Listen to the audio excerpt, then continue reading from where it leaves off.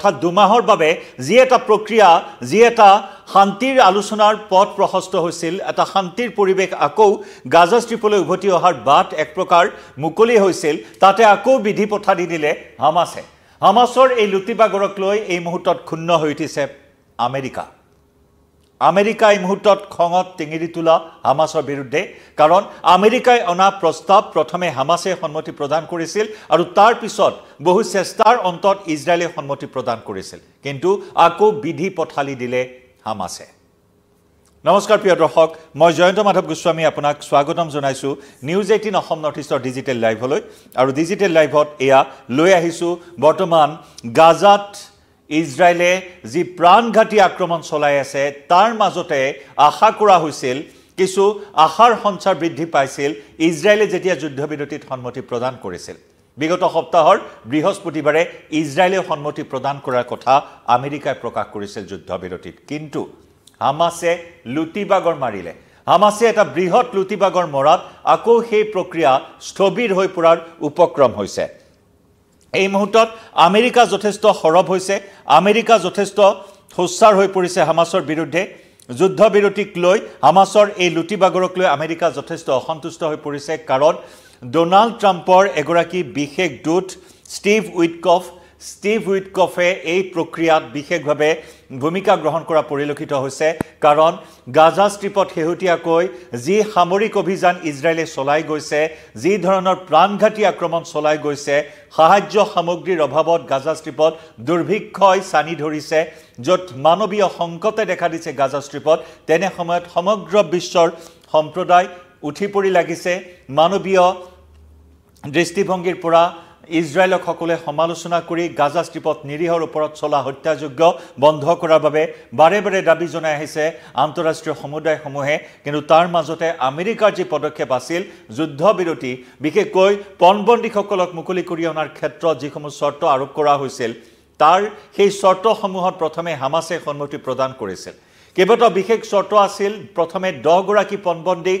হামাছে মুকলি কৰি দিব ইজৰাইলক তাৰ বিনিময়ত ইজৰাইলে গাজাৰ কিছু নিৰ্দিষ্ট অঞ্চলৰ পৰা সেনা প্ৰত্যাহাৰ কৰিব লাগিব সামৰিক অভিযান বন্ধ ৰাখিব লাগিব একেদৰে আন কেতবোৰ চৰ্ত আৰোপ কৰা হৈছিল আনহাতে পেলেষ্টাইনৰ যিসকল কাৰাবন্দী আছে ইজৰাইলত সেই কাৰাবন্দীসকলক মুকলি কৰি দিব লাগিব এনে বিভিন্ন বিষয়ত আলোচনাৰ অন্তত অৱশেষত উভয় পক্ষই হামাছ আৰু ইজৰাইলে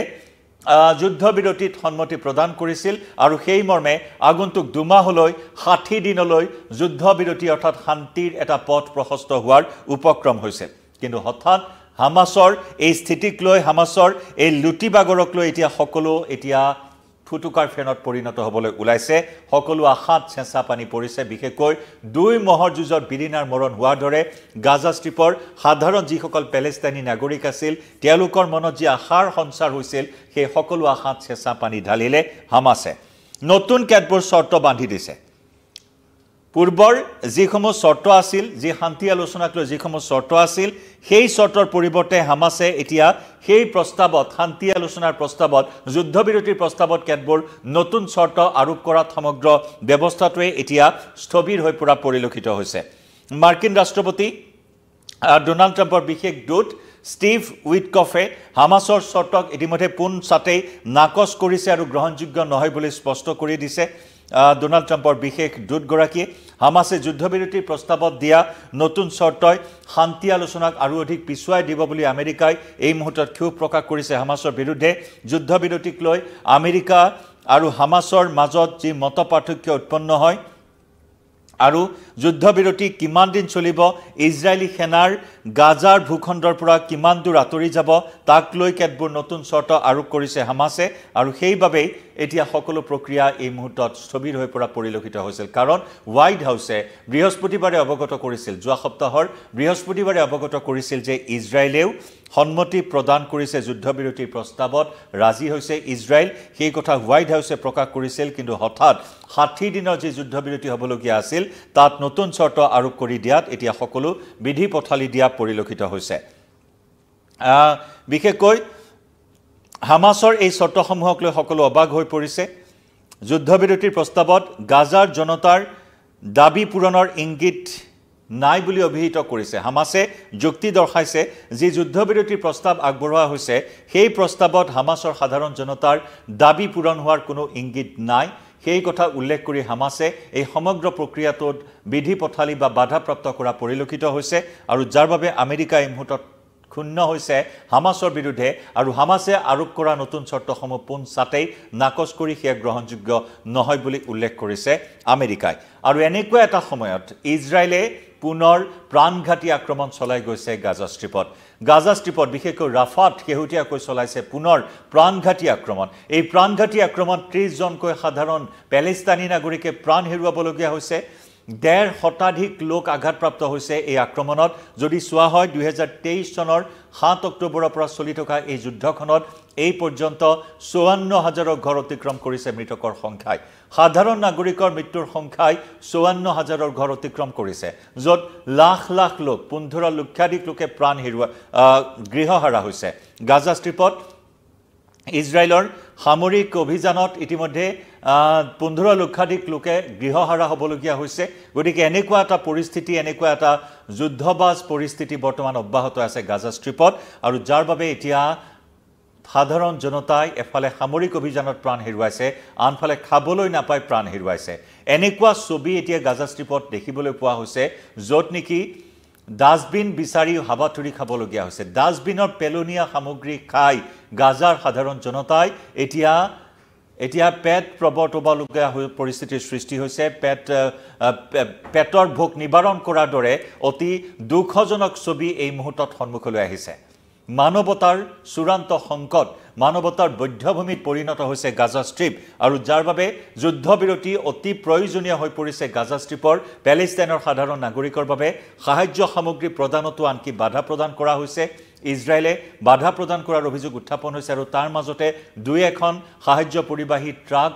প্ৰৱেশ কৰিবলৈ দিয়া হৈছে কিন্তু সেয়া কোনো পধ্যে পৰ্যাপ্ত নহয়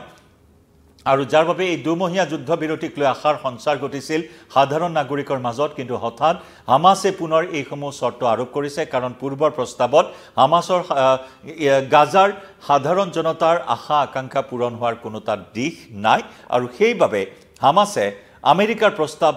প্ৰত্যাখ্যান কৰিছে আৰু যাৰ বাবে যুদ্ধবিৰতি আকৌ খুদুৰ পৰাহত হৈ পৰিল আৰু একে সময়তে ইজৰাইলৰ প্ৰাণঘাতী আক্ৰমণ অব্যাহত আছে গাজা ষ্ট্ৰীপত শেহতীয়া আক্ৰমণত পুনৰ 30 জনকৈ পেলেষ্টাইনৰ সাধাৰণ নাগৰিকে প্ৰাণ হেৰুৱালে 1.5 শতাধিক লোক আঘাতপ্ৰাপ্ত হ'বলগীয়া হ'ল গতিকে এই অমীমাংসিত যুঁজখন আৰু কিমান দিনলৈ চলিব তাৰ কোনো নিশ্চয়তা নাই কাৰণ হামাছে ইতিমধ্যে উল্লেখ কৰিছে যে পণবন্দীসকলক মুকলি কৰি নিদিয়াটোৱেই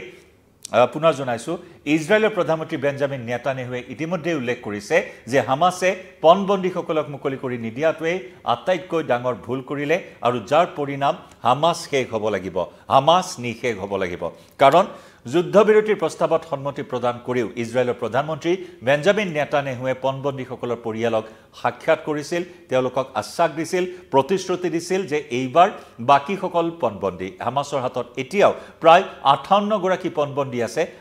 আটাই সকলোকে এইবাৰ মুকলি কৰি আনিব কিন্তু হঠাৎ হামাছৰ এই লুটিবাগৰে হামাছৰ এই উলুটাখৰে আকৌ সমগ্ৰ প্ৰক্ৰিয়াটোৱে এতিয়া দূৰ দিগন্তলৈ লৈ গ'ল যে কেতিয়া যুদ্ধবিৰতি হ'ব কেতিয়া শান্তি উভতি আহিব গাজা ষ্ট্ৰীপলৈ গতিকে এই ক্ষেত্ৰত ডাঙৰ প্ৰত্যাহ্বান ইজৰাইলৰ সন্মুখতো ডাঙৰ প্ৰত্যাহ্বান 58 গৰাকী পণবন্দী কেনেদৰে মুকলি কৰি আনিব হামাছৰ কবলৰ পৰা একেদৰে ইজৰাইলে পণ লৈছে হামাছ এবাৰ নিশেষ হ'বই জনাই যাম প্ৰতিটো খবৰ এই মুহূৰ্তত লাইভৰ পৰা বিদায় লওঁ নমস্কাৰ